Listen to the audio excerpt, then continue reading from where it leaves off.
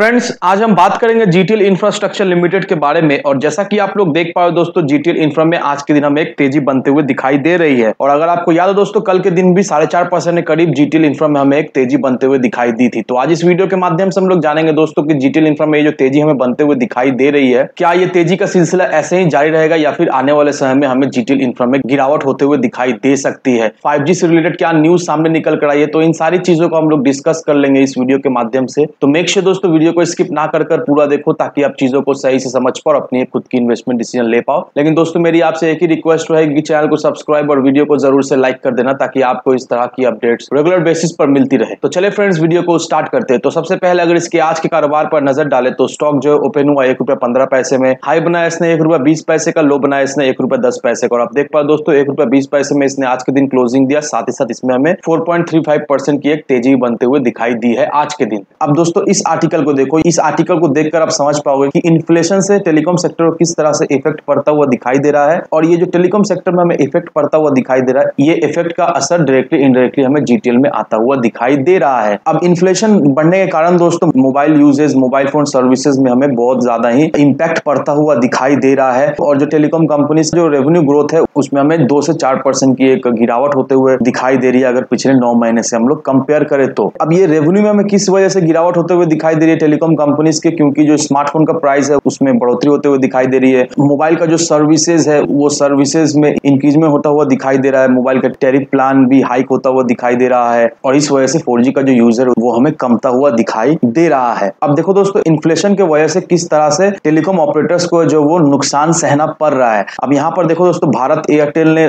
3.1 million subscriber as well as Vodafone India ने 3.48 million subscriber जो है वो लूज कर दिया है इन्फ्लेशन के वजह से। क्योंकि इस वजह से मोबाइल का दाम भी बढ़ रहा है, टैरिफ प्लान भी बढ़ रहा है, सर्विस भी उतना कुछ खास कस्टमर नहीं पा रहा है। इस वजह से इतना ज्यादा कस्टमर जो है उनको खोना पड़ रहा है। तो अब देख लो दोस्तों, कितना ज्यादा कस्टमर्स जो है वो इन दो कंपनीज को जो है वो खोना पड़ा है इन्फ्लेशन के वजह से। और ये जो कस्टमर ये कंपनीज जो खो रहे हैं, ये भी एक फैक्टर है दोस्तों। इस वजह से भी कंपनी में हमें कोई भी तेजी, कुछ खास तेजी बनते हुए नहीं दिखाई दे रही है। अब यहाँ पर देखो दोस्तों, जियो, एयरटेल और वोडाफोन को कुछ रूल्स फॉलो करना पड़ेगा अगर वो लोग स्पेक्ट्रम जो है वो लीज लेना चाहते हैं। अब रिलायंस जियो, भारत एयरटेल और वोडाफोन इंडिया की बिजनेस इंटरप्राइज को जो है वो स्पेक्ट्रम डायरेक्टली मिले, और उन्होंने इस चीज को लेकर ऑब्जेक्शन भी किया था। लेकिन गवर्नमेंट से उनके ऑब्जेक्शन के रिलेटेड कोई भी रिलीफ आता हुआ नहीं दिखाई दे रहा है। गवर्नमेंट जो है वो इंटरप्राइज को अलाउ कर रही है डायरेक्टली स्पेक्ट्रम परचेस करने के लिए। अब टेलीकॉम कंपनीज इंटरप्राइज को स्पेक्ट्रम लीज कर सकती है, प्लस अपने लिए स्पेक्ट्रम भी ले सकती है, लेकिन इसके लिए उनको कुछ रूल्स फॉलो करना पड़ेगा। वो क्या रूल्स है दोस्तों, उसे जान लेते हैं। अब स्पेक्ट्रम को लीज लेने के लिए telecom service providers co dot को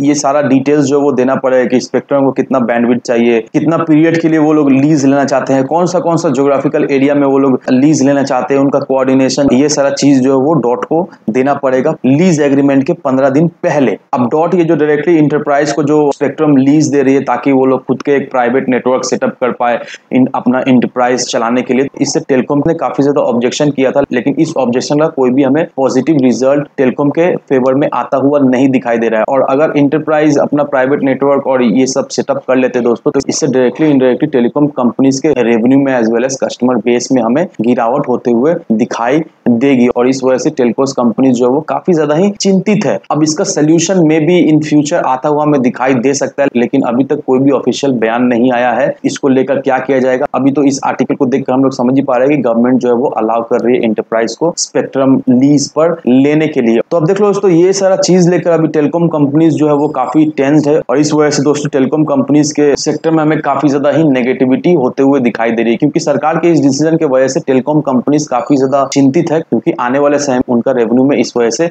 इफेक्ट पड़ता हुआ दिखाई देगा। तो अब दोस्तों आने वाला वक्त ही बताएगा कि क्या होगा नहीं होगा, लेकिन अभी फिलहाल टेलीकॉम सेक्टर में इस वजह से काफी ज्यादा टेंस्ड है। और कहीं ना कहीं दोस्तों इस चीज को लेकर जीटीएल इंफ्रा भी हमें वीक होता हुआ दिखाई दे रहा है, क्योंकि हम लोग सभी अच्छी तरीके जानते हैं दोस्तों कि जीटीएल इंफ्रास्ट्रक्चर का जो मेन बिजनेस है वो टावर का है। ये टेलीकॉम कंपनीज को जीटीएल इंफ्रा जो है वो टावर लीज प्रोवाइड करती है। तो डायरेक्टली इनडायरेक्टली इससे हमें जीटीएल को इफेक्ट पड़ता हुआ दिखाई दे रहा है। लेकिन दोस्तों एक बात का ध्यान रखना कि जीटीएल जो है वो बहुत ही हाई रिस्क स्टॉक है। तो अगर आप सोच रहे हो जीटीएल में इन्वेस्ट करने का तो लिमिटेड क्वांटिटी लिमिटेड अमाउंट में इन्वेस्ट करें, उतना ही पैसा इन्वेस्ट करें कि अगर आपका पैसा डूब जाता है तो आपको उससे कोई पछतावा ना हो। तो इन सारे फैक्टर को कंसीडर करो दोस्तों, उसके बाद ही अपना एक इन्वेस्टमेंट डिसीजन लो। लेकिन दोस्तों मेरी आपसे एक ही विनती रहे कि विदाउट एनी डिटेल रिसर्च के बिना कहीं पर भी इन्वेस्टमेंट ना करें। वीडियो अगर आपको पसंद आए तो लाइक से सब्सक्राइब जरूर करना। तो चलिए फ्रेंड्स, मिलते हैं हम अगले वीडियो में।